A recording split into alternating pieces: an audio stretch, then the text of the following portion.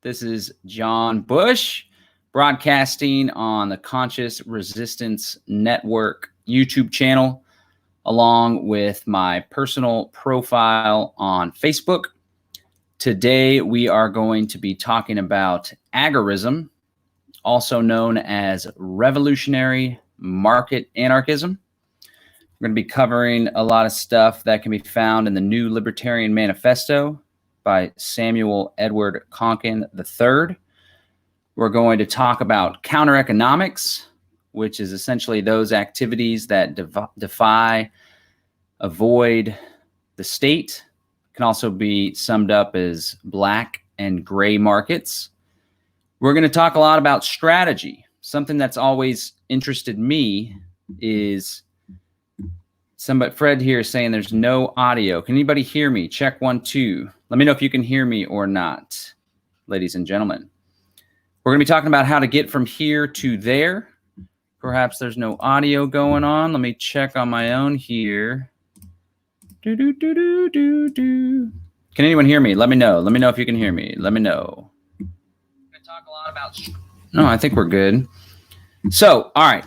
We're going to talk about strategy, how to get from here to there, how we are going to create the free society in our lifetimes, if not our lifetimes, hopefully our children's lifetimes, and how we're going to change the game. So now that people are joining, let's go ahead and hop right onto it. That's all right, Fred. Thanks for letting me know. So there's comments going on, a lot of comments. So go ahead and comment. You guys have conversations. And then from time to time, I'm going to stop and see and respond and take some questions, and we'll have a conversation here, everybody. So agorism was first defined in this book here, New Libertarian Manifesto. It's actually a second edition. I used to run Brave New Books, and we were selling this one for $10. I'm glad it didn't sell because it's very special. This was written in 1983 and 1980, actually. And this was a time where the libertarians were not a movement by any means. There were some libertarians in New York. There were some little pockets of libertarians, a lot of thinking and such. The Libertarian Party, when did the Libertarian Party found? If anybody knows, let me know. Samuel Edward Konkin was definitely, looks like it was in Colorado Springs, Colorado, 1971.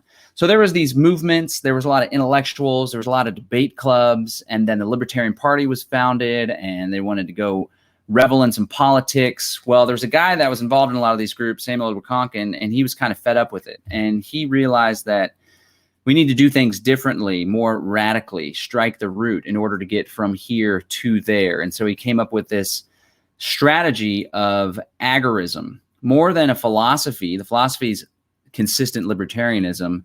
Agorism is a strategy, revolutionary market anarchism, how we can get from here to there. And one of the most important elements of agorism is consistency. So in this book, you can get it at agorism.info. There's a PDF there. Pretty cool little website. I don't know who maintains it these days, but check it out. Let me share the screen here. Agorism.info is pretty sweet. It's very simple. Lots of good info here. The New Libertarian Manifesto can be found in PDF form. This is it right here. So we're going to go over this. We're going to use this a little bit as a guide. I'm going to give my own embellishment, and we are going to chit chat. We're going to talk about strategy on how we can create a free society. On here we have a fan already, not this voluntarious bull crap. All right. Well, feel free to let us know what you think, and we're happy to have your input as long as it's productive and respectful. If it's not, then go ahead and run your mouth. So he starts off with statism, our condition, and he essentially describes what statism is, right? Coercive, monopolistic institutions. We are coerced by our fellow human beings. Since they have the ability to choose to do otherwise, our condition need not be this. Coercion is immoral, inefficient, and unnecessary for human life and fulfillment. Those who wish to supine as their neighbors prey on them are free so to choose.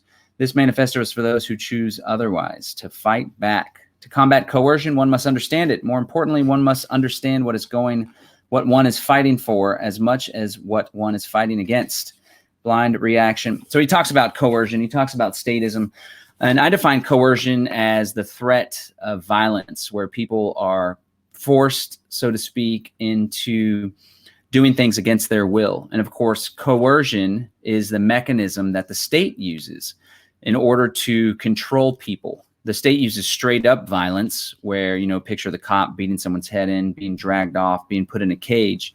But also, which is more prevalent, is coercion, which is just the fear of that violence. So all they need to do really is kick some violence into gear and then threaten that violence. And they don't have to literally be everywhere. There's just people that have this mindset, right? Like statism is a state of mind. It's not only the physical force or coercion, but it's the threat of it that controls so many people. He talks about how the state has killed so many people and been one of the biggest forces for aggression and violence and harm. And in my opinion, the state is one of the biggest things that's hindered human flourishing and human progress, and hindered the market from going about and fulfilling wants and needs in an effective and efficient way. That's unfortunate. So he goes on to say, agorism, our goal. And this is something that was really important to me, the consistency. He says, the basic principle which leads a libertarian from statism to his free society is the same which the founders of libertarianism used to discover the theory itself. And by that, he means, like Murray Rothbard talked about, the consistent application of the libertarian philosophy, which can be rooted in the non-aggression principle. So the libertarians, most people think it's wrong to initiate aggression in a private way.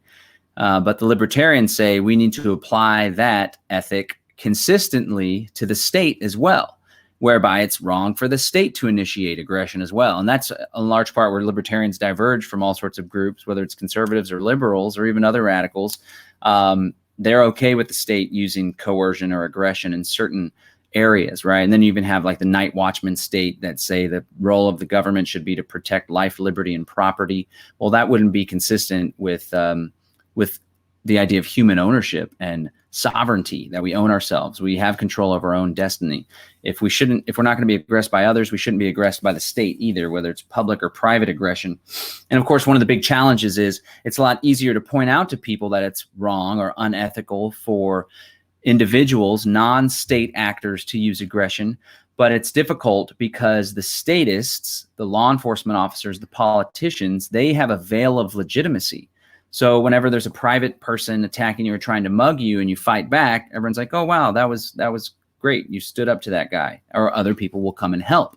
But if you stand up to state actors that are aggressing upon you, law enforcement officers especially, then you can find yourself in a cage for committing a felony.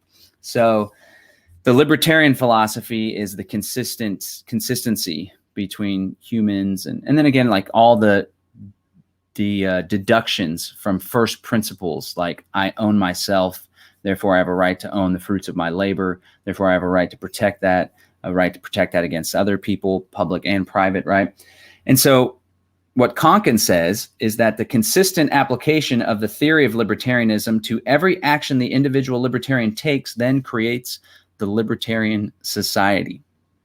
So if all the libertarians out there just stopped all of a sudden participating in the politics, and rather than doing that, they lived their life consistency with the philosophy of liberty, which looks like not voluntarily participating in those institutions which they find to be ethical, those institutions which violate the non-aggression principle, then voila, we would arrive at a free society.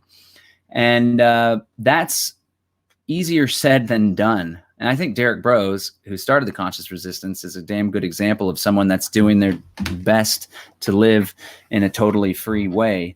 I definitely have shifted my risk assessment. You know, I used to be more revolutionary with filming cops with the camera in their face. And I used to opt out of more state things. Like I drove around with no registration, and no, what was the other one? Inspection sticker. And I let my license go for a while. Then I had kids, they're 6 and 8. And my risk assessment just kind of shifted and changed. But as we're going to learn from Samuel Reconkin in the philosophy of agorism, as we have greater density of agorists, if as our ranks swell, it'll be easier to defend one another, which then will minimize the risk of taking said actions. But at this point, there's scores and scores of people that are taking these actions, and more so than ever, it seems the state is losing legitimacy. And so that's how we get to a free society, the consistent application of the philosophy of liberty. And that's what this book is all about. Many thinkers have expressed the need for consistency between means and ends, and not all were libertarians. Ironically, many statists have claimed inconsistency between laudable ends and contemptible means. Yet when their true ends of greater power and oppression were understood, their means are found to be quite consistent. It is part of the statist mystique to confuse the necessity of ends means consistency. It is thus the most crucial activity of the libertarian theorist to expose inconsistencies. Many theorists have done so admirably, but few have attempted, and most fail to describe the consistent means and ends combination of libertarianism. So at this point in history, agorism, Samuel Reconkin was taking a departure from the existing tome of libertarian thought, of libertarian activism. There were books that were put out. Murray Rothbard was doing great work. There was theorization of what a libertarian society should look like. There was the Libertarian Party, which was using political means to achieve libertarian ends. You see, there's an inconsistency there, using voting, using the political institution to achieve the libertarian ends is going to confuse things and not get you there. And it's at this point in the book that he goes on and really shares a lot about the Libertarian Party's history, which I think was pretty cool. And he points out there was a period where big, powerful capitalists like the Koch brothers, the Koch brothers, the Kochtopus came in and tried to steal elections. But, you know, this is so that's essentially what libertarianism is. Agorism is. Then he gets into what I think is really exciting, the means. So he talks about the end, which is a genuinely free society. He shares some time talking about what this might look like. This is something that David Friedman, and there was a book he talks about. What's it called? He talks about Rothbard, David Friedman, and how they talk about what a free society might look like. A couple of the big things are Linda and Morris Tanhill. What's the name of their book? They wrote a book. I forget what it's called. Maybe somebody could point out, but they talk about one of the biggest things, the biggest problems. Somebody asks, are you foundationally libertarian? Well, I consider myself a libertarian-leaning activist and agorist. I started with libertarianism and then became an anarchist. There's a joke. What's the difference between a libertarian and an anarchist? And it's like 6 months because you find material like this, which is what I did. But Morris Tanhill and Linda Tanhill, along with Rothbard and David Friedman, postulated what a free society would look like. And there were two big things that a lot of people say, well, that's the state's function, defense and justice. And so people are like, okay, well, maybe we don't have to have the state involved in healthcare, or maybe we don't have to have the state involved in creating public parks, for example. But we do need the state involved in the dispensing of justice, in the dispensing of defense. And so they talk about what an alternative to that might look like. And he spends some time at the beginning of the book laying this out, I think, to give people hope, to show people what the possibilities might look like. And a lot of people are like, what does a free society look like? How would you do this? How would you do that? And I'm always careful to say, well, you know, I don't know exactly what it would look like. I don't know exactly how it would work. I don't know exactly if it would work or how long it would last. But I do know that this way of doing things sounds a lot better to me ethically and functionally in a utilitarian way than the statism, than the coercion. And so it talks about private defense forces. These guys are all market anarchists, capitalists, so they talk about private defense companies forming up.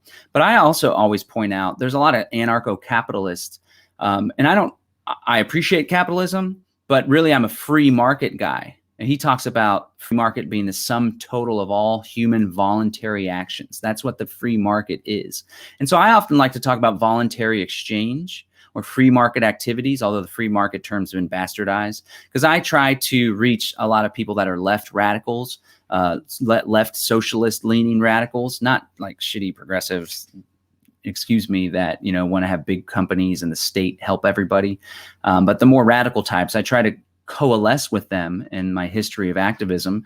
And I avoid using the word capitalism with them. I talk about just voluntary exchange, non-coerced, mutually beneficial. Because when it's non-coerced, it necessarily is mutually beneficial because rational actors wouldn't enter into an arrangement, a relationship, a contract were it not for their own benefit, okay? So not only could we have capitalist-like private defense forces, but we could also have mutual aid groups that defend one another, neighborhood watch groups.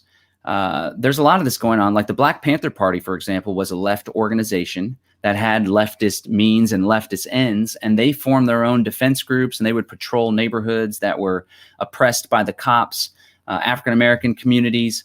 And so I like to point that out. A lot of these thinkers talk about the market forces, but there's also community forces. And I like to say that any function performed by the state can be more effectively, efficiently, justly, I often throw in equitably, not in an egalitarian way, but like equality under the law, not the law of the state, because there can still be order, rules, contracts. All of the functions by the state can be more effectively, justly, efficiently, equitably performed by the market or through community organizations, through just communities formulating. I'm going to talk a lot about freedom cells here in a little bit as well, because this is one of the ways that we can get from here to there. I actually had a little outline, but I'm kind of digressing. And then they talk about justice, the dispensing of justice. So this could be done, and it has been through tribes, through tribal elders, through leaders that people just respect and they look to them for support. But these guys, again, talk about more of a market function with a insurance agency. So each individual actor, each individual business has a corresponding insurance agency. Whenever there's a dispute between two actors, it's the insurance agencies that go forth and negotiate. Whenever they can't come to terms to make the other actor whole again, like a retributive type of justice, retribution, then the two insurance agencies will come to a predetermined third-party arbitrator. So he spent some time talking about that in the section about what our ends are, which is like the free society. Then he gets into where the rubber meets the road, counter economics, our means, which I've been an activist since 2002 when I learned that 9/11 was a false flag terror attack. And then I started shouting about it, researching, going further down the rabbit hole about the New World Order and the Council on Foreign Relations, the trilaterals, and the goal to create a global totalitarian technocratic state, right? Back in 2002. And then in 2007, I learned about libertarianism through the Ron Paul campaign. I'd already learned about it in some of my ethics classes, and it really resonated with me. There's an essay, I forget what it's called, about a free society. I forget who wrote it, but that was like, wow, that makes sense. And that's when I first learned about libertarianism. And then Ron Paul came around and was able to espouse it in such a succinct way. And it made so much sense. And I got around a bunch of other libertarians. But then I was like, wow, I'm a Ron Paul Republican and we're going to reform the Republican Party. And then it's like the Libertarian Party. I don't know. They don't really seem to have much going on. Then I discovered Murray Rothbard from there. And from there, agorism. And what's really been important to me has been the means to the end. How do we get there? Because we can all sit around and do videos and read books and have little discussion circles and talk about the philosophy of libertarian, and all the libertarians on Facebook and social media can just argue about that little tiny 1% of things that they don't agree about. But what I'm really interested in, what my good friend Derek Bros is interested in, what the conscious resistance is all about, is getting from here to there.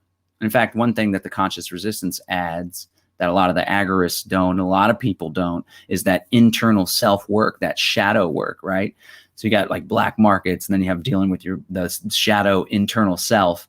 Because what Derek says that really resonated with me was, sure, we can create a free society, but if we don't do the self-work necessary to be good people, to be a good society, then it's only a matter of time before we simply return to the statism, to the oppression, the coercion, all that stuff.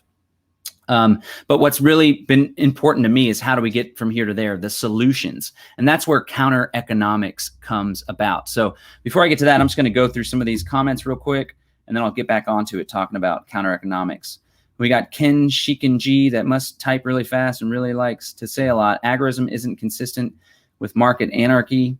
Well, I'm not exactly sure how. Aggression is perfectly valid strategy in a free market. I would say that aggression isn't valid or ethical in any type of society. Now, the initiation of aggression, because in a market anarchist society, you can bet that if someone takes from you and they refuse, or they don't have an insurance agency. The other thing about the insurance agencies is that individual actors that don't operate within this framework, within this contract, they could get pushed out of society. And the beauty of decentralization and having competing systems of social organization would allow for competition to see experimentation, what works, what doesn't. And so if someone doesn't want to participate with the insurance agency model, for example, I don't know exactly what the best model is or what that looks like, but if they don't want to participate with that and they take from you, then they could be pushed out through aggression, or their home could be broken into to get your property back, for example. So yeah, aggression entirely, but it's the initiation of aggression that is rejected. We're about to be in a checkmate. Well, here's Fred real quick. Anyone here, I'm going to bring these up. Look at this cool program. Anyone here have areas of the U.S. that will be safe once the mass rioting starts, and they will have to send in the military and DHS and really start cracking down, just as any authoritarian government will start doing eventually. Here in the U.S., it will be no different. I'm going to talk about some of this when we address pogroms, which are mass arrests, which Samuel Edward Konkin talks about. I'd like to think that we're not going to have mass rioting because of this coronavirus stuff. I think that it's going to turn around faster than the entire society deteriorates, but hope for the best and prepare for the worst. That's where firearms come into play. We're about to be in a checkmate of the New World Order. The game is close to over. The boot is on our faces. What's the move now for the truth movement? I disagree. I think I've always been an optimist, and I think that we have had immense progress in the past decade or so, especially since the advent of the internet. Bitcoin and cryptocurrency is a wonderful example. People are connecting. People are doing different things, not only within our little libertarian truth movement, but leftist, permaculturist, eco-villages.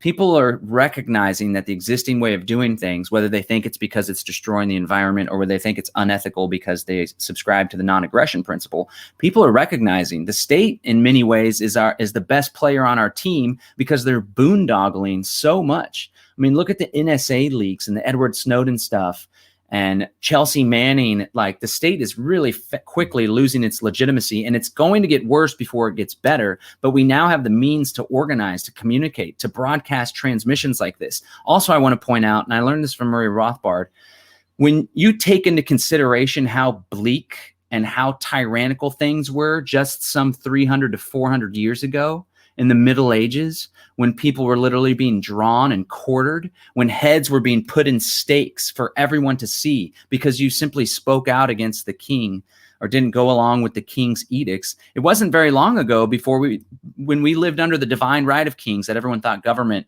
was sent from God. Now, we still have a semblance of that through statism, thanks to the public schools in large part. But when you compare where we were to where we are now, I feel hopeful and optimistic. Even though we still have regimes like North Korea and the communist Chinese, they can see the freedom. And even though they control the internet, when there's freedom out there, when people have a taste of it or an inkling and understanding that, wait a second, on the other side of the world, there's people living pretty damn free compared to where we're at. It's only a matter of time before revolution foments. And we see revolution taking place all across the world. And the beauty and the hope of agorism is that one of the things that these revolutions do, whether it's in Ukraine or whether it's the Chinese revolution that took place, the cultural revolution, or in Egypt or in Bahrain or in all the color revolutions that were taking place in the Middle East, they always go back to the state. And they're like, the problem is the people that are in power. We need to overthrow them, overthrow the ruler, the king, and then we'll be okay. We'll put in our own guy and we'll change the constitution a little bit. What agorism offers is an abandoning of the state institution in it of itself, which is the true problem. It's not who's in control of the system that's the problem. It's the system itself. All right, let's see what we got going on. That's right. The state murdered over 260 million people in peacetime in the 20th century alone. Yeah, democide, the death by government, is one of the biggest killers out there, way more than coronavirus will ever kill. Fred Graves points out democide. That's right.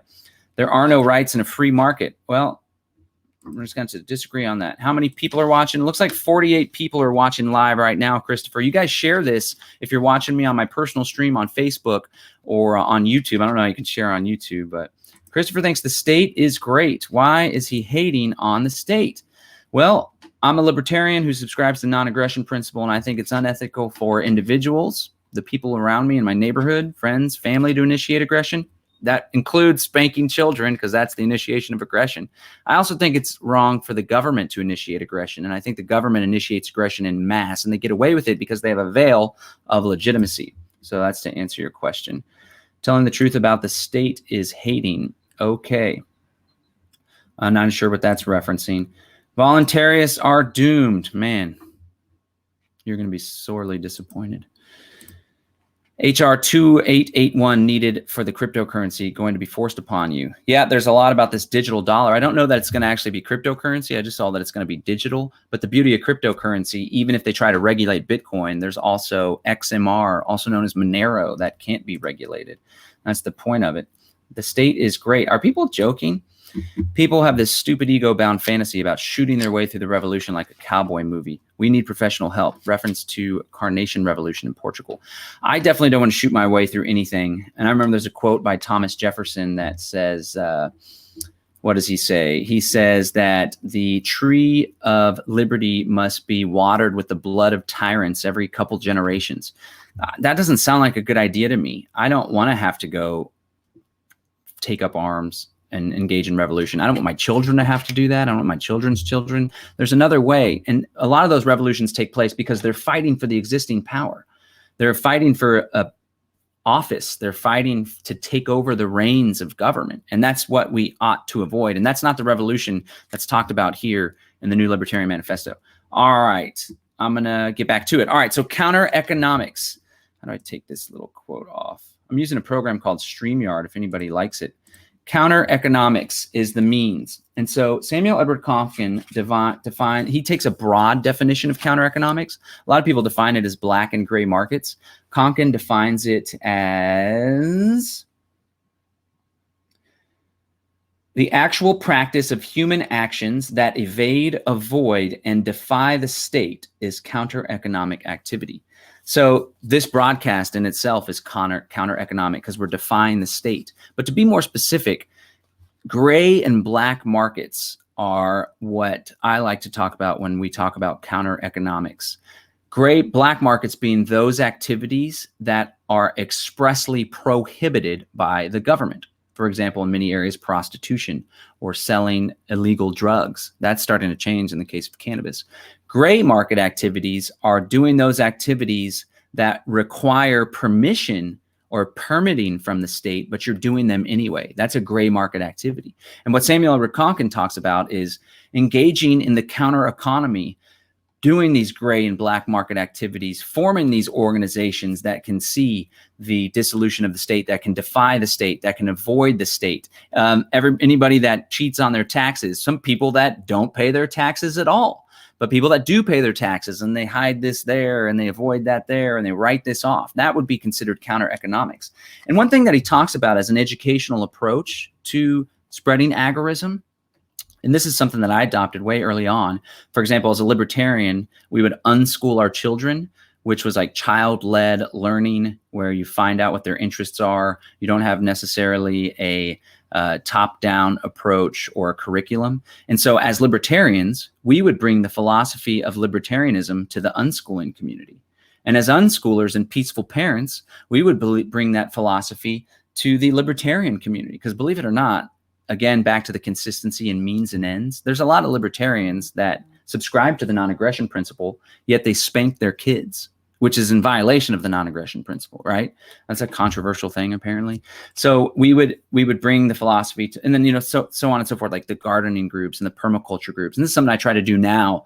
My girlfriend and I are involved, and we go to meetings and participate in the movement and organizations here in Austin, Texas, that are all about permaculture and growing your own food and gardening and aquaponics. And we're quick to try to, you know, undermine the state any chance and any opportunity we get. But what he talks about is bringing libertarianism to counter economists and bringing the counter economy to libertarianism. So for example, if you would like go buy pot and you live in a state where pot's illegal and you're buying pot from your drug dealer, you start talking to them about like, man, isn't the state pretty terrible?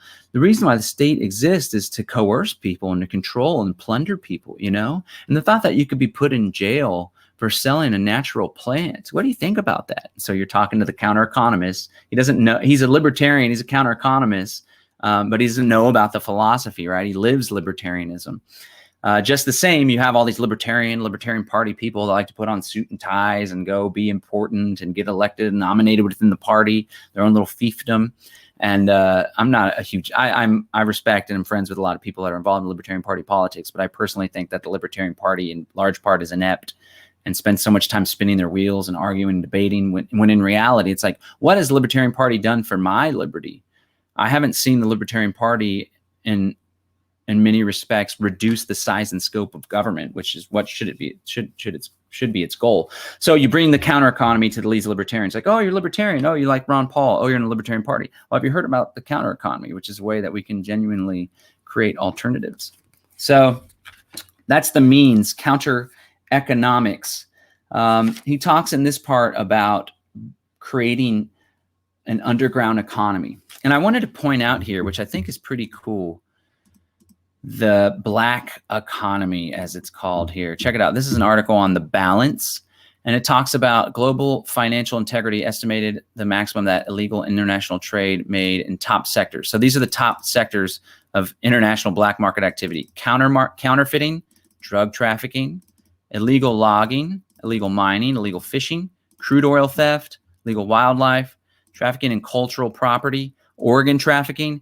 So a lot of these things actually end up being unethical. And what we're talking about here in our area here is doing counter-economic activities that are ethical. But check this out.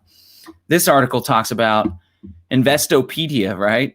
It's estimated that it's 11 to 12%, the estimated size of the U.S. underground economy as a percentage of GDP. That's a whole lot of people already engaging in counter economics that have been doing it, that aren't put in a philosophy to it. And then here we have where shadow economies are well established. I like that term, the shadow economy. Be a part of the shadow economy. Greece seems to be kicking butt. The United States is way down here, although there was another article I read that says America has the biggest underground economy. So that's pretty cool.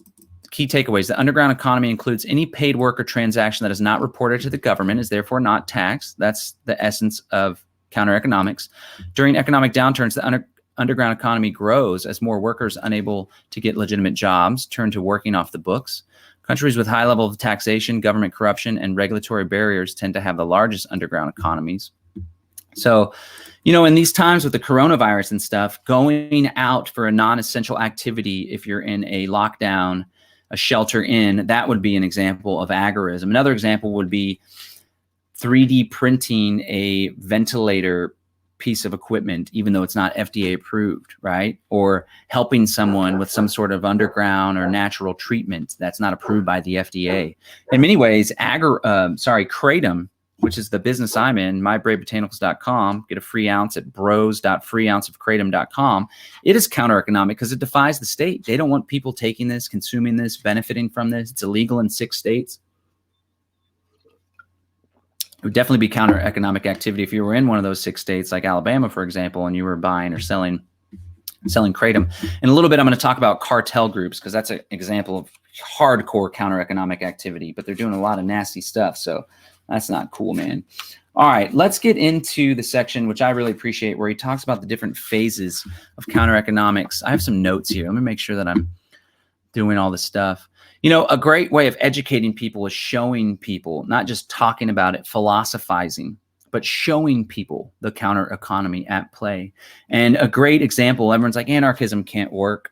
That's just some far-fetched idea. And a great example of anarchism working is through Bitcoin. Now, mind you, Bitcoin is being regulated, and a lot of people are complying with those regulations. But last time I checked, when the IRS puts out a number, there are scores and scores, thousands and thousands. Who actually knows exactly how many people that are not claiming their Bitcoin transactions, their cryptocurrency activity or investments to the IRS? And that's the essence of counter-economic activity. But I want to show when people are like, anarchism can't work, this is something David Friedman said in The Machinery of Freedom that really stuck out to me, his book, Machinery of Freedom.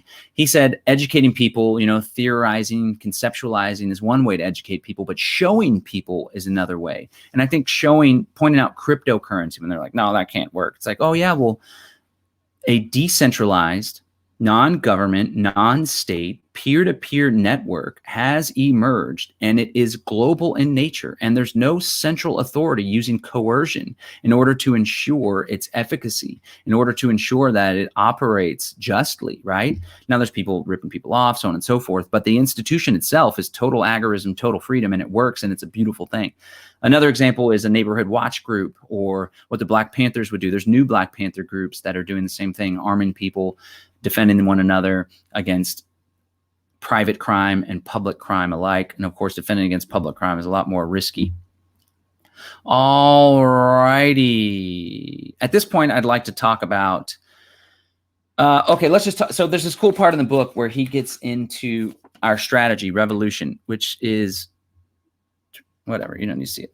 He gets into the strategy of revolution, revolutionary market anarchism, actually building the agora. I should point out, for those of you that are not familiar, agora comes from the Greek word for open marketplace, which is, you know, rather, that works pretty well.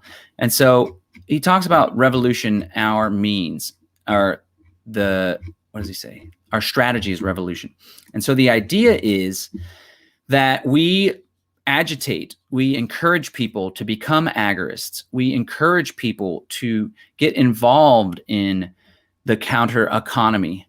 Simple agorists may wish to contribute to entrepreneurs specializing in accelerating the movement to the agorist society from statism. Others, perceiving rising inflation heading to economic collapse or gathering clouds of war, will want something done about it. Finally, the counterattacks of the state, which subvert the agorist sub-society and lure libertarians into false paths, must be combated. These tasks define the field of new libertarian activism. So we agitate, we grow the counter economy, and we create organizations of mutual defense, of mutual aid. And he gets to this part here where we have the density, different phases in society. So phase 0 is a zero density agorist society. That's total statism. That's no agorism. That's voting for people. But we can start to see the agitation, the education. Vote for nobody, he says. None of the above. Boycott the ballot. Don't vote. It only encourages them, which is something that's professed a lot here on the Conscious Resistance Network.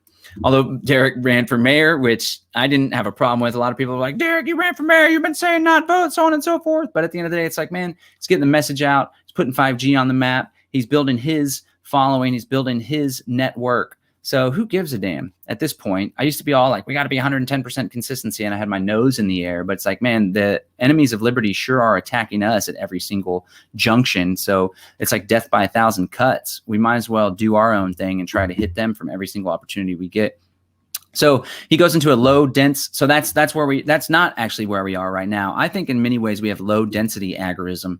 And so let me talk about how we can get from here to there. Phase 0 to phase 1. Phase 1 is low density agorism, little pockets of agorism, more people talking about these ideas, more people thinking outside the box, more people thinking outside the state, which a good tagline for agorism, feel free to use it, I like it, is that agorism encourages you not to compete within the state, like politics, but to compete with the state and create alternative institutions, networks that will hopefully someday rise up and compete with the state en masse and eventually replace it. And it's at this point where he talks about how we can create these alternatives, we can create the agorist society, and this ought to resonate with the people that are still participating within the statist society. For example, with cryptocurrency, when someone is using the banking system to wire money and it takes 1 to 2 days to clear and costs $20, and we're like, wait a second, you can actually send that exact same amount of money almost instantly and get charged about 15 cents to verify the transaction for the mining fee. Isn't this sound a little bit more effective and efficient for you? Don't you want to give this a try, right? And so I think right now we're in a phase 1 agorist society. Later on in the book, he gives his assessment that we are in a phase 1, but of course this was written in 1980. What phase are we in? In October 1980, most of the planet Earth is in phase 0. The British Isles, Australia, and Canada have moved substantially towards phase 1. North America is in phase 1. Only in the highest concentration of libertarians today in Southern California are the first signs of phase 2. So phase 1, Low agorist density society. The first counter-economic libertarians appear in this phase, and the first serious splits in the libertarian movement occur. We are definitely in phase one, and I like to point out the Free State Project. They have their own little agorist organizations going on, their own counter economy taking place in the city of Keene, the Keeniacs, and in Manchester. Man, there was this really cool, I think they're still doing it, but not to the point they were before, but it's an underground agorist club where you had to have membership. Only being invited by a member could a guest come in, and they had some crazy stuff going on there. That was the essence of counter economics, and this is taking place. Now we see pockets of libertarians in Phoenix. Of course, there's pockets of libertarians in California. The Free State Project, an effort to encourage libertarians to move in mass. They already have like 1,500 to 2,000 libertarians that have made the move. In Houston, where Derek's based, there's a huge libertarian movement and community, and not even just libertarian, just anti-state and in all of its forms, pro-liberty, pro-freedom, pro-justice, pro-peace. Here in the great city of Austin, I'd like to say we probably have arguably the highest density of libertarians in number in a certain given geographic area. Austin's popping, and our movement of libertarians, liberty-loving individuals has grown to the point where there's different factions, and I think that's a very beautiful thing. And we all need to work together and share ideas and thoughts. We don't have to agree wholeheartedly, and there is room for healthy debate, but this silly bickering and all sorts of crazy stuff, there's no place for that. And so whenever you move into phase two, mid-density, small condensation agorist society, which I would argue is happening in large part in with the radicals in New Hampshire, you start to get pushback from the state more often. And at this point, I'd like to talk about freedom cells. Freedom cells is a concept that essentially is the creation. It's how to get from here to there. It's a practical way to create agorism and to create a free society. And so it starts with a small group of 8 to 12 individuals of like mind, preferably that are in the same geographic area, although that's not necessary, but it's definitely beneficial, especially for your safety. You create a group of 8 to 12 individuals, and you all work together on mutual goals. Some of those goals can be everyone has food storage set up, everyone has a decentralized means of communication or an encrypted means of communication, whether it's Signal or Telegram. Everyone has firearms, access to firearms, knows how to use them effectively, proficiently in defense of themselves, their family, and their community. Everyone has a bug out plan. Everyone has a plan. They're educating, they're agitating, they're protesting, they're encouraging the creation of other freedom cell groups. And so this is essentially how it works. And the reason why it's a number 8 to 12, it's the work of Bob Podolsky in his book. Damn it, I always forget the name of the book. It might be Thrive or... he talks about octalogs, and him and this guy named Ryan David Garcia or John David Garcia did scientific research to determine that a group of 8 people tends to be the most creative and the most effective. Anytime you have 4 people or 15 people, you get less effective. Also, equal number of men and women was what the research found. And so that's where we kind of base the 8 to 12. But it's also a small group. When you start to get larger than that, there's infighting, there's differing agendas. And you can have a group of 8 to 12, and then maybe a bunch of other people get recruited. You split off into other groups of 8 to 12. So you have a group of 8. Then you start talking to your friends. You're like, man, we've been doing this little freedom cell thing. We've been checking in. We have this private Telegram group. We're really helping each other to make sure that we have food storage, that we're taking necessary measures through this crazy coronavirus stuff that's going on. We all have a bug out plan. 4 of us are going this way. The other 2 with their family are going this way.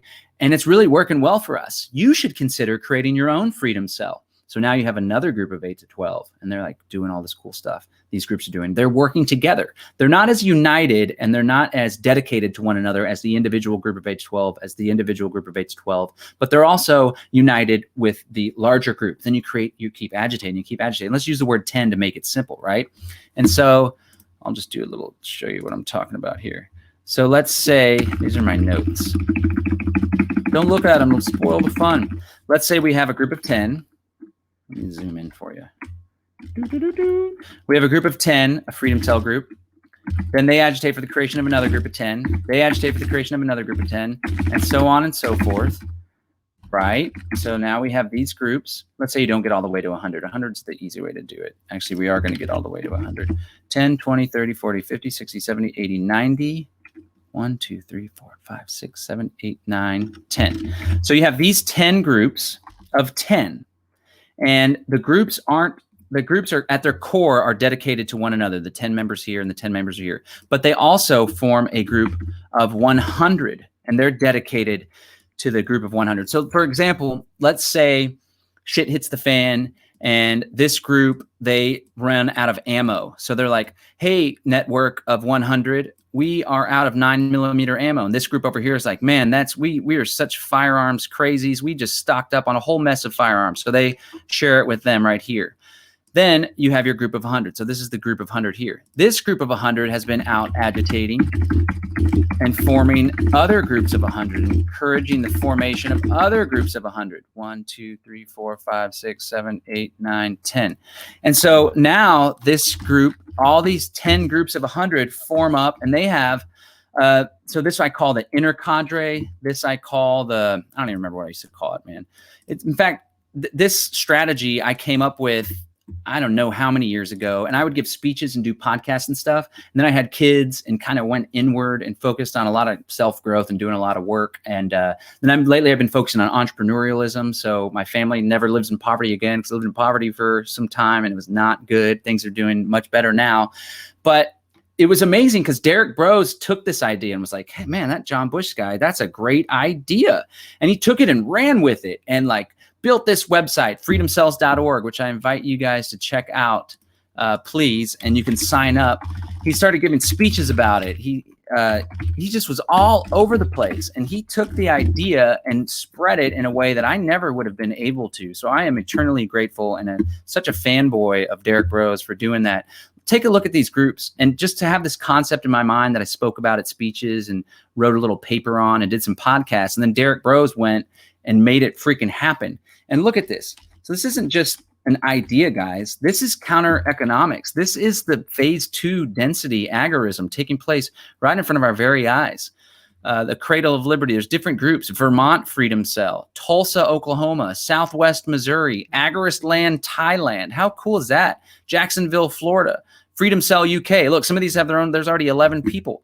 And there's groups in Australia, 13 members. Man, we're kicking ass. It's so exciting. Houston Freedom Cell. Yeah, that's going to be a big one. They're kicking ass. Look at all these different groups. This is the real deal, man. So let's go back to what I'm talking about. So now you agitate now. So it's like, okay, this guy, and this is how this can replace the state, because people they talk about a social safety net, and all the lefties are like, well, without a state, who's going to help the poor guy? Who's going to help the guy that needs medical attention? And this would be agorism too, because in a sense, it would counter economics, would be its own kind of like insurance agency. So let's say, for example, there's a gentleman in this group of 10 right here, and his son breaks his leg, and he's been out of work, and his family's actually struggling. So he's like, first he goes to his group of 10. He's like, guys, I've been struggling, man. My son broke his leg, and we're just starting to get things back. We're starting to get back on our feet. We were able to pay rent last month, but we just can't do anything else, right? So rather than going to the state for support, he can put out a call to this group of 100, this whole group. And they're like, hey, guys, this is one of our protocols. One of our group members who's low income, they have a broken leg. So if we all chip in, X amount of dollars, 100 people chip in $50, that's $5,000. But let's say it's something catastrophic or crazy, and we need to chip in, it's like a $50,000 car accident or something. You go to this group, all right, everybody chips in $25, right? 25 of 1,000, that's 25,000. You're part of the way there. Another way that this ends up working, right? And before you know it, we're talking about, we're just spreading this thing out. This thing's growing. This is crazy. I need to get a whiteboard is what I need to get. But for now, we're going to make it work. And so we've been talking about agorism. We got YouTube channels. We got shows. We got freedomcells.org. 1, 2, 3, 4, 5, 6, 7, 8, 9, 10. And now we have a group of 10 freaking thousand. Now we're medium density agro society all the way. And look how this works. The idea is to create defense agencies, defense networks, because as the agorism spreads, you're essentially developing a backstop. I remember early on in my political activism, we were trying to, what was it? Was it fluoride? We were trying to get fluoride out of the water in the city of Austin. We tried for like a decade. And I went to one of the council members. Maybe it was our Stop Vampire Cops. We were trying to prohibit the city from training police officers as phlebotomists to withdraw blood for blood withdrawal or for DWIs. We actually got that passed. But one of the council members, total chump, Mike Martinez, he's like, look, John, I want to support you, but I need a backstop. Help me have other people supporting. Give me the fortitude to stand up with this, right? And so essentially what this is helping people to be more brave. So maybe you don't feel comfortable defying the IRS and just standing up and saying, I'm not filing my income tax when it's just you and your 8 buddies. But maybe you'd feel comfortable when there's 10,000 people that are all going to do it together in mass. Maybe this is 10,000 within a given geographic area, and you're all like, you know what? I didn't feel comfortable at the 1,000 level with this little group here of all these people, but I feel comfortable with 10,000 people all collectively saying, we're not going to pay our property tax. And the police officers are going to have a damn hard time enforcing that in mass. Another thing that could be like, wow, let's fundraise, let's raise money through this 10,000 group to buy ammo for everyone, to equip those members that don't have Glock 19s, AK-47s, and AR-15s or body armor. Let's equip them by raising money through this. Let's all chip in, and through this infrastructure, let's get the land that we want to buy, right? And this whole thing could go global. And before you know it, you know, we're talking about 100,000 people. This isn't just some idea that we're talking about. This is agorism. 1, 2, 3, 4, 5, 6, 7, 8, 9, 10. And it's already happening. Now we have a big ass group of 100,000 globally. We're participating, we're trading amongst ourselves. Another thing, like your plumbing goes out. This is why it's best that these are in certain geographic areas, but it doesn't have to be. You know, you're going to go to your cell of 1,000 to see if there's a plumber involved so you can keep the business within the family. So this is freedom cells. And this, in my opinion, is how we can get from phase 1, low density agorist society, all the way into phase 2, mid density, just making shit happen, competing with the state. This says that in phase 2, pogroms can take place, mass arrests. And that's why, you know, it's not just going to be a couple buddies, but it's going to be this group of 10,000 in the Central Texas area or in the Houston area. You know, I bet if we keep agitating this and really doing the dirty work, you know, we can grow that between Houston, Dallas, the triangle, the Texas triangle, wherever. All right, I'm going to take some questions, and then we're going to finish out with phase 3. Actually, let's just, so yeah, eventually you create a high density, large condensation agorist society. And it's in this time when the state is like, wow, we're actually competing with the agorist. They're providing services on the market that people prefer, like cryptocurrency, a way to do money in banking. There's the defense agencies that we're starting to work with. There's the alternative dispute resolution organization. Stefan Molyneux, love him or hate him, back in the day, he was all about just libertarianism and voluntarism, and then he got all right-wing fascist. But he talked a lot about DROs, dispute resolution organization, how you can have justice in a free society. And the state at this point will probably start losing its shit. They're starting to lose their grip. They're going to start freaking out. They're going to throw a fit like a toddler would. And there's probably going to be some violence. And the beauty is, here's one way where I think we could get through these phases, especially from phase 2 to phase 3. As the freedom cells grow, from your group of 1,000, you can have an ambassador. From your group of 10,000, you can have a little, you know, these are representatives. They don't have authority over the group of 10,000, but they are the public face. And so check this out. Each group elects one person, chooses one person. Again, this isn't ruling over. This is what an infrastructure looks like a board of directors. Each group chooses one person, and that forms a group of 10, a council. This is like a council for this group of 100, and so on and so forth. Each one of these groups of 100 then chooses one representative. This group of 1,000 chooses one representative, right? And they form these councils, and it's these councils that can act as diplomats with the state. And so imagine you have 10,000 people and you all put out a Declaration of Independence and you're like, we're not complying with this, that, and the other. And it's like, we need to go to the negotiating table because we don't want violence. We're peaceful people. We're chilling, man. We just want to raise our family, do good work in this world, provide for goods and services, and do our own thing. So what can we do to resolve this? And I think it's at this point, if the numbers aren't large enough where you can just be like, we have enough power to just say, F you. So you've been so nasty to us for generations. We're just going to do our own thing. And if you want to fight about it, I don't think it'll be in your best interest, right? That's not the approach I want to take. But I think as a transition from here to there, it can be like, look, here's the deal.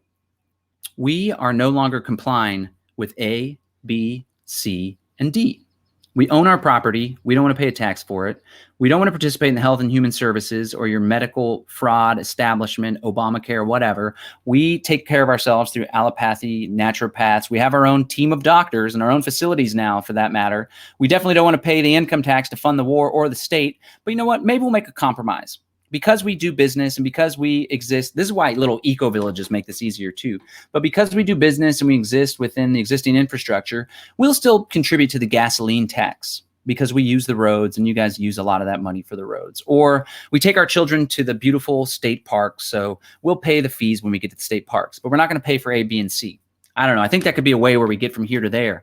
And then if enough people do that, it's like, the state will be forced to compete. That's why the state services suck so much, because they have a monopoly on coercion. They don't actually have to fulfill the needs and do it in an efficient way for the consumers. They just coerce everyone into doing it. But that could be a way where we get from here to there.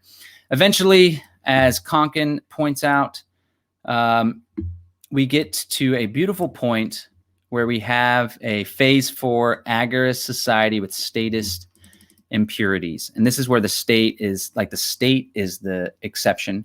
I want to point out a great opportunity in this, like low density, mid density, is seasteading. And I do work and I produce the Seasteading podcast and work with the Seasteading Institute. Always been a fan of the Seasteading Institute. And there aren't a whole lot of examples except for like hospital ships and stuff like that. But seasteading would be a great way to do something. For those of you that know, it's creating offshore, outside of political jurisdictions, institutions, homes, housing, little mini societies. And that's a great way to create these little pockets of agorist societies. Now, there was a family that did that out the coast of Thailand, and Thailand freaked out and said that they were subverting their sovereignty and tried to charge them with some crime that was punishable by death. That's hardcore. So we got our work ahead of us, guys. The state is not going to want this to take place. That's why it's like we do it in the shadow. We start standing up. You got those vocal leaders, but we organize. Freedom Cells. Go to freedomcells.org and check it out. All right, I'm going to respond to some comments. I see we had 50 people on average for a while. Now there's 36. So I'm going to get to these comments and let's see what we got going on. We are a corporation. I don't know. I guess you mean the state's a corporation. The state is a corporation. That's why there's all these lefties that are like, we're against corporations. It's like, the city of Austin's a corporation. The state of Texas isn't. I don't think Texas is a corporation, but the federal government's a corporation. We need a revolution renaissance of truth and common sense. Indeed, we do. Let me pour up some of my filtered water. My kratom here. Again, you can go to bros.freeounceofkratom.com if you want to try kratom. It's great for stress, anxiety. The red varieties are good for relaxation, pain. Keeps me going. People have this stupid ego-bound fantasy. I think we read that earlier. We don't want to shoot our way through anything, my friend. We want peaceful evolution, not violent revolution. But who was it? JFK, those who make peaceful revolution impossible, make violent revolution inevitable. I thought that was a good one. Hijinks. Honestly, from the lack of response from the rest of the sheeple, I don't know that we can do anything except get our own children away from it. I have an issue with the fact that it can't be contested. Yeah, there's this concept. We have a choice, right? Do we bug out? Do we go protect our family? Do we head for the hills? Which old D Bros, right? He bugged out to Mexico, and that's fine. And I know that he wants to build his eco village like in Costa Rica or somewhere. I don't know exactly where. He doesn't want to build in the States, which I was kind of disappointed. I want to do one with him, but I can go visit and participate. And I don't know. I like the States because I got a business. I'm making money. I got family, all sorts of stuff. And I don't know what the answer is. But here's the deal. When it comes to the masses, there's this awesome essay by Albert J. Nock called Isaiah's Job. And it talks about the book of Isaiah, which is in the Bible. And Isaiah was a prophet. And Isaiah was like, the Lord reached out to me and said that I need to go spread his gospel. And so I'm going to go spread the Lord's gospel. And he gets real disillusioned because nobody's listening to him. And he comes back and he prays to God. And God's like, look, man, it's not the masses that you're looking for. It's the remnant. It's those individuals that will pick up society and put the pieces back together when it collapses. And this really stuck out for me. And it also informed my boldness when it came to professing 9/11 truth or some of these radical ideas. Back when I was a Ron Paul Republican, and I even like got disinvited. I wasn't able to speak at Students for Liberty and stuff. And they're like, we can't have you speak if you're a 9/11 truther. And I was like, oh man, that's unfortunate. And people are like, yeah, we shouldn't be talking about this crazy conspiracy stuff because it's going to turn people off. And I realized, you know what? People that are going to be turned off by me talking about Building 7 collapsing or how there's a totalitarian government that's creating a technocratic dictatorship across the globe, they're not my audience. People that are going to be turned off by the radical, pure message of liberty. This goes out to the Libertarian Party who wants to be conservative light and Republican light. You want to wake people up with radical free market ideas, which was precisely why Ron Paul was able to wake so many people up and create this movement, because he spoke truth to power and he talked about free market libertarianism. And he talked about that pure, consistent message, not the watered down one. It resonated with people. We're not looking to wake up the masses per se. We're looking to find the remnant and organize with the remnant and network with the remnant. Those individuals, when society collapses, who are going to pick up the pieces and put it back together. And in the book of Isaiah and in the Lord's Christianity version, they wanted to pick up the pieces and put it back together in God's image and in a Christian way. But as us agorists and anarchists and libertarians, left-leaning, whatever, and caps, doesn't matter, it's going to be up to us to pick up the pieces as society collapses. Maybe it'll collapse with coronavirus. I don't know. I doubt it. But people are certainly going to be looking for answers. And here's the thing about the masses. They always go along to get along. They don't change the course of history.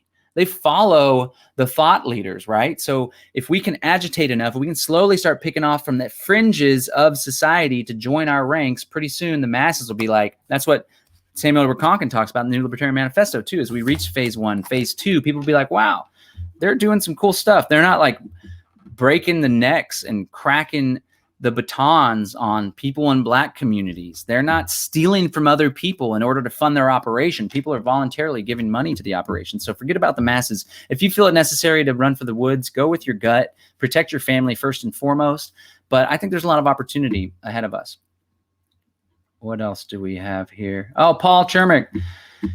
Exactly. Important part of history. People need to look up the democide statistics. Yeah, the democide is bad, bad news, man. Seasteaders have already been hunted down by the state. That's right. But if at first you don't succeed, try again. And the price of liberty is, in fact, eternal vigilance. Man, there's so many notes. It's hard to keep up with them. I don't even know where I left out. You can't secede from the state. You know, someone that I think has seceded from the state, again, I had kids and I kind of pulled back a little bit on my risk. I have more of a risk aversion than I did before. It's not, you know, I'm participating in various forms of counter economics myself, but Derek Bros, man, and I know a handful of people. Alma Summers, another one. These guys have seceded from the state. They still exist within the state geographic area, but they're not paying into the man. They are free as a freaking bird, and it's a beautiful thing. Don't be stupid, pay your taxes. And that's exactly what keeps us in this cycle. Wow, there's tons of comments. I really appreciate you guys following along. I'm going to hit some of these up, and then we're going to sign off, try and eat some food, and maybe make it to my girlfriend's house before too late. Having a peaceful revolution involves raising the collective consciousness of society to a critical mass of awareness and understanding about fascism and where it came from. I agree, and I appreciate raising the collective consciousness. I think that not only understanding about fascism is important, but more importantly, understanding about our true natures as sovereign beings, as spiritual beings. I think that can be a nice foundation. And that's, again, why I appreciate the work of Derek Bros and the Conscious Resistance. Oh, you guys are really participating here. I appreciate it. I can go back in and comment on some of these later. What do we got here? We, with our crossbows and pea shooters, cannot tackle this military-industrial complex with their space-age weapons and bioweapons and habitual line pattern. We need the military now, peacefully. You know, if the military were to join, that's the thing about these military coups, though. They just take over the existing institution, and then the general or whoever the leader was, they become the very enemy that they were trying to oust, right? And so you say crossbows and pea shooters, but that's exactly what the Mujahideen was doing in the late 70s in fighting the Soviet Union, fighting the American military. And even today, like Trump's having to pull out of, they say they're pulling out. They've been saying that for a while. But the freedom fighters in the Taliban, I'm not praising these people because they're authoritarian and terrible, but I just want to point out that even in Vietnam, the guerrillas, they do guerrilla warfare. So, it's kind of like a beast. The bigger they are, the easier they fall, the harder they fall. So we got to remain hopeful no matter what. It's like the law of attraction. You have these positive thoughts, you remain optimistic. And even if it's BS, as long as you're not naive to the point of being unsafe or killing yourself or being stupid, we got to stay positive. We got to stay optimistic because it can help fuel our fire. And if we aren't positive and optimistic about the prospects for liberty in the future, then we're going to be disillusioned and we're going to quit. And this is going to be, that's why I said in the little description, it's like how we can achieve liberty in our lifetimes, or at least our kids, or maybe their kids. It's a generational struggle. And when you look at the arc of freedom versus tyranny, tyranny's trending upwards, baby. I'm sorry, the Freudian slip. Freedom is trending upwards and tyranny is trending downwards. Like I said before, just compare things to how they used to be with all the despotism, despair. This is something that Murray Rothbard says in Left, Right, and the Prospects for Liberty. There never existed in the minds of the masses hope for freedom. Now that we have the great American experiment, which, again, I'm not going to say this great free society or the Constitution's a wonderful document. I can do a video on the ills of the U.S. Constitution, which created a central government unlike the world has ever seen, which created a central government that manifested less freedom than existed before in the Articles of Confederation. But to have a Bill of Rights enshrined, to be able to project this information right now to everyone. And of course, YouTube and Google is a private company, Facebook, they could pull it down, but I could pamphlet, I could protest on the street. Can't right now. Wow. I'm overcoming all my stuff in my own head. Either way, I remain hopeful and we all got to do our part, keep rocking. What else do we have? Thank you everyone for tuning in. I invite you to sign up for my email newsletter. Pretty soon I'm going to be sending out stuff. Every time I do a video, I'll send out a reminder when we're going live. Look, this guy thinks it's a waste of time and resources. Spend your time learning Python or health services. Hey, buddy, I'm helping people with health services. We're selling herbal immune formulas, talking to people about how they can take control of their health. Kratom's a health service, but programming is definitely a valuable service. I imagine that's what you do. What do we got? They're stalling it out in the open. No need to hide. This quarantine shit is a perfect example, and not hiding it now makes the people saying they're sneaking it look crazy. That's right. I think this whole Corona thing has just been one giant test. I think that it's legit. I don't think it's as blown out of proportion as the powers that be in the media say it is, but I do think they're leveraging it as an opportunity. Never let a good crisis go to waste. Bacon Eat More says, I drove by my son's school and confronted someone installing 5G, McCoy Elementary in Georgetown. All right. What do you got? The little Pink Floyd there, the hammer from the wall. Confront people, have conversations, talk, opt out. Rika, the hopeful voluntarist, isn't bugging out. I like hopeful voluntarism. I'm with you. We don't need to bug out. People can bug out. People can stay. Remember, it's death by 1,000 cuts. There's different roles. There was this book guy, I think it was Naomi Wolf, or there was a pen name. Naomi Wolf might be the left-leaning activist. I forget what it was called, but it talked about different hats and different roles people play. One of them was the mole, like Rand Paul, Más o Menos, or Ron Paul, where they go into Republican politics and they slowly infect the party. One of them was like the shadow secret guy that's doing illegal underground stuff. One of them was the agitator, the protester. So everybody has their own different role to play. Having a peaceful revolution involves raising the collective. We already read this one. All right, guys. Starting to get burnt out. This was an hour. I guess I'd love some feedback on how people, my Freedom Cell password won't work. I messed it all up, I guess. Let me, I don't know. If you can message me on Facebook, I know Neil Rademacher. He's the brains behind the beautiful Freedom Cell website, so he can help get you set up. So message me or Derek, and we'll get that taken care of for you. Derek says we're having issues with it. I think he said to email him. Yeah, Erica, email dbros@thehoustonfreethinkers.com.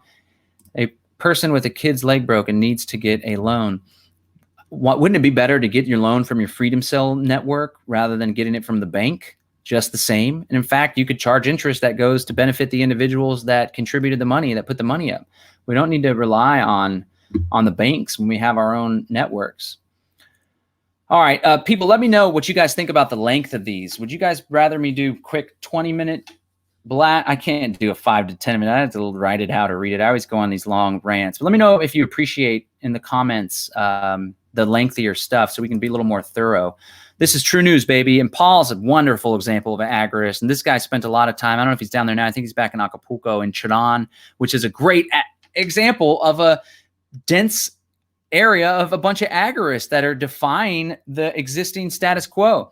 There's no time for spiritual bypassing. If we choose to share the media, government, medical, industrial complex, cartels, lies, and information, then we become part of this societal corona collapse pandemic problem. If we share their lies and truth, then we have blood of the millions of innocent people on our hands. And by spreading disinformation, we contribute to the collapse of our own civilization. Please, truths.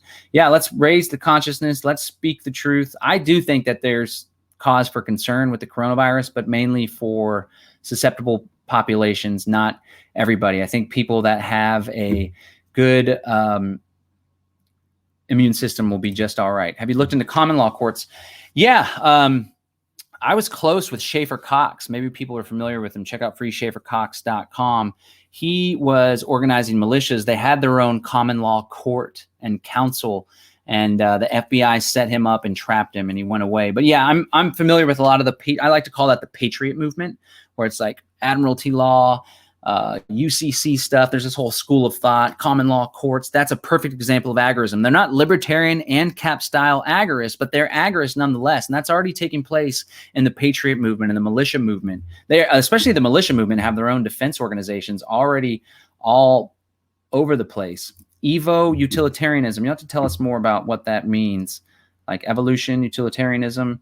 I know there's eco activists and agorists. The people at the top are eugenicists, not just the system. It's sociopaths who want rid of us. That's right. But we are going to shine so bright and spread so much peace and love that we are going to be okay. So yeah, I'm getting to the bottom. I appreciate, actually there's new comments, man. Appreciate if you guys, do you guys like these longer videos? Let me know in the comments, and we can set things up. Arming up is setting the wrong intention. People have to understand that their intention has power, and there can be consequences for your decision.